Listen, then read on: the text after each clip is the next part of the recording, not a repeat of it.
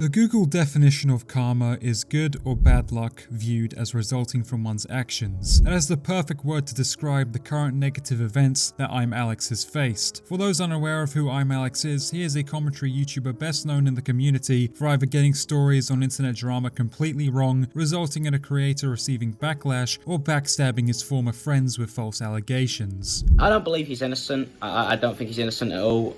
Che may not also be innocent and may have hid stuff and used jokes to try and maybe push a certain agenda. But at the same time, the stuff that Michael admitted to is stuff that makes me not want to be friends with somebody who is capable of doing those things, even the things he admitted to. However, I will not cover ImAllexx's history of controversies in this video, since this site has covered that topic to death. Instead, I'll be covering the allegations of abuse from his ex-partners, as well as how it has affected his channel, analysing whether he will ever be able to make a comeback or not. This is the Annihilation of ImAllexx. On the 15th of June, ImAllexx's ex-girlfriend Alice tweeted, "Here's my statement on the situation I've been scared to speak out on. It's best if it was made public how horrible this person with a platform is. I'd hate to see another woman go through this. This is a sensitive subject for me, as I have struggled to figure out how to put it into words. I have been threatened by Alex to not come out with anything at all and to keep quiet, or he will create a contradicting story to discredit my own, but I'm not scared anymore. No matter what is said in response to the statement, I know I've said my piece and can move on with my life. I made this document as a compilation of my experiences whilst being with Alex and have put screenshots of these accounts under the corresponding paragraphs. This will be a long one, as I want to start from the beginning so you can understand the full story and heavy burden this has been on me.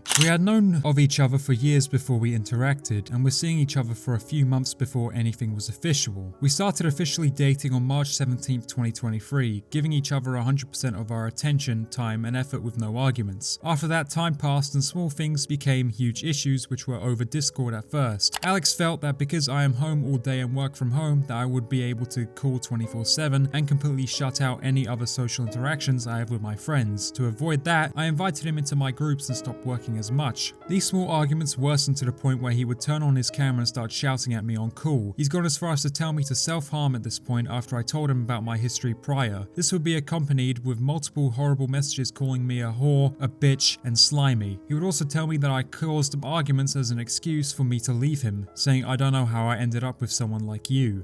This is the thing. Even though now, when it's too fucking late, you admit that you did everything fucking wrong. But when it actually matters, when you should lay down like a good fucking dog, you don't fucking do it. You fight for some reason. I don't know why you fight. Because you're losing. Is it generally because you're just fucking brain dead? Yeah, I'm very brain dead, yeah. Is that why you decided to go on the fucking offensive instead of the, maybe... Offensive. Just do the normal route, but a normal girlfriend You're would do. acting No, like I this didn't, is I didn't all mean just it. me, and that's something you really need to fucking fix.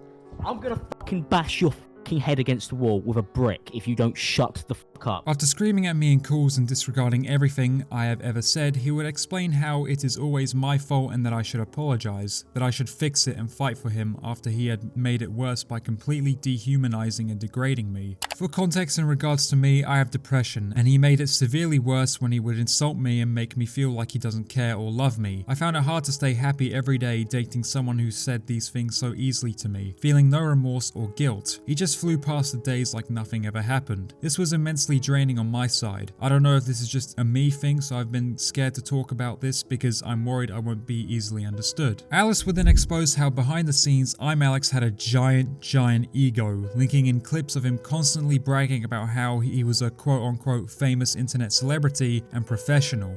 Like most of my friends struggle to actually understand what I'm saying. But that's why I'm a professional and you're all not. And you think you can just fucking ignore them because like, well, what's the worst that can happen? I don't know. Your boyfriend's a famous internet celebrity and doesn't trust these people because he has to keep his circle small. Because you might not have anything to fucking lose, because your life might be down the fucking drain, but I still have quite a lot that I would like to fucking give.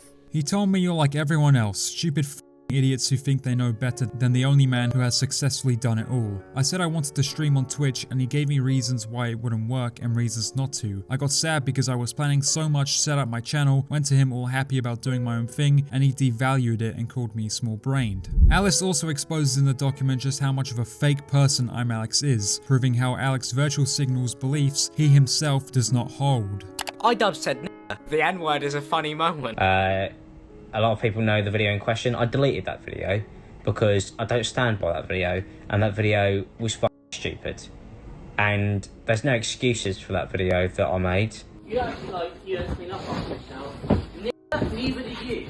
We ended up going on holiday together to Italy in July after an argument came about when he was watching a video about a girl being hypersexual after trauma. I open up to him about my sexual assault and the trauma that I have been through myself. In response to this, he tells me he doesn't want to know what has been done to me by other guys, and I ended up leaving into another room crying. He threatened to leave and get a flight back on his own, taking into account this was only my 3rd time abroad, and he knew that it would make me very upset and scared, like he knew I needed him there with me. Like, as a man with plenty of trauma, I know what it's like. Look, there's nothing wrong with talking about how you feel and being very open about, you know, everything that's gone wrong. Cause you're fucking weird. Bringing up weird shit on our first holiday ruined every moment. I have no fond memories with you. Actually, none. Sadly, Alex experienced not only mental and verbal abuse from ImAllexx, but also physical abuse. We had the worst arguments I've ever experienced with anyone, but after the move, it became even worse. On the 4th day of living together on the 19th of October, he had taken it to the next level and got physical in a fight. It started as a screaming argument where I begged him to leave me alone and to just stop. I ended up trying to get away from him and he followed me. I went to walk downstairs and he grabbed my hood and pulled me back until I fell on the floor. He told me that I'm not getting away, so I got up and made a run for the bathroom. He gets in my way and grabs me, puts me in a headlock and covers my mouth because I'm screaming for him to get off of me. I got to the bathroom and locked it behind me, and he screams from the other side calling me crazy, telling me to leave the house after I've asked him to leave me alone. After I left, I later picked up my things after he threatened to throw them outside, a 4K setup. I found everything on the floor and taken apart. The keyboard was smashed and scattered everywhere. He claimed the keys had fallen off of my keyboard when he was packing it all away. When I got home and plugged everything in, I found the monitor screens were both smashed to bits, the keyboard broken and the camera too.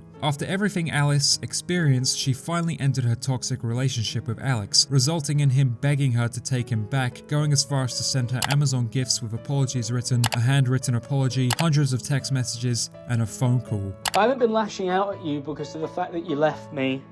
I've been lashing out at you because of the fact that I didn't fix my stuff. And I think what's worse, like I generally had a conversation like with my friends a few months ago just about like how much I feel like, you know, I've just like, I don't feel good about myself. And I would wake up a lot of the times when I was with you and I'd think I knew that I didn't deserve to still be with you.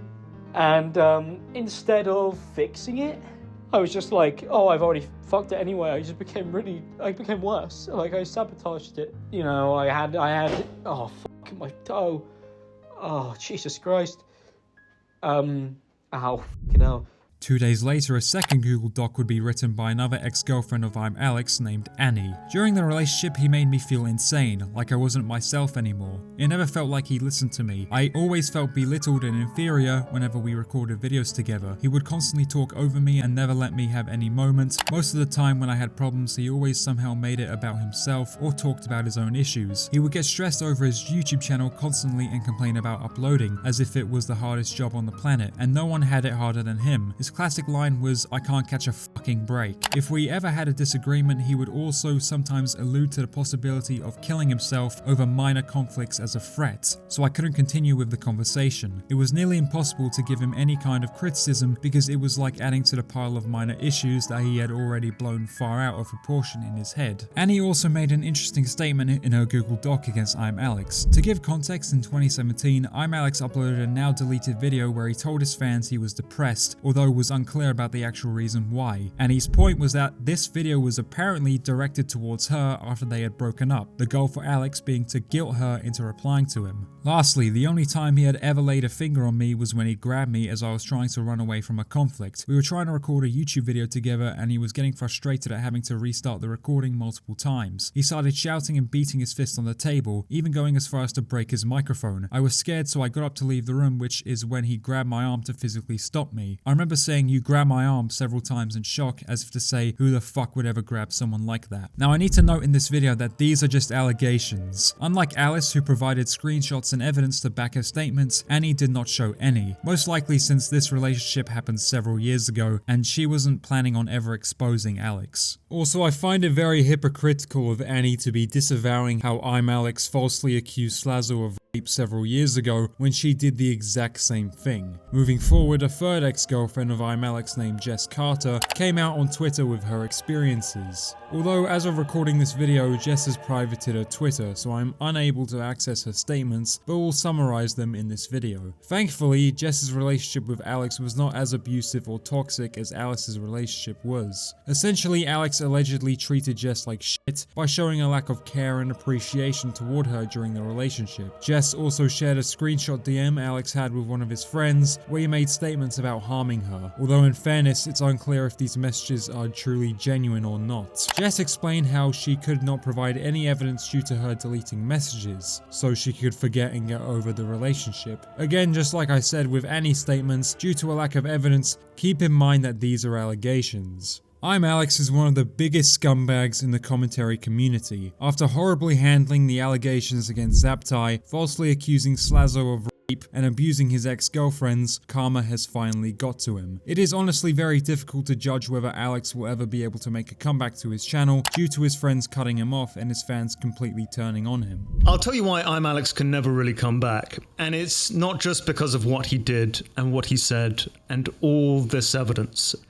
It's because of his fan base, one that he has been pandering to for years, his entire career. They're made up of little teenage girls and the LGBTQ crowd and people who really care. For example, someone saying the N-word, which is what he did. He can never come back. Oh my God, we forgot about that. We didn't even mention that. He called his girlfriend the N-word. What the hell?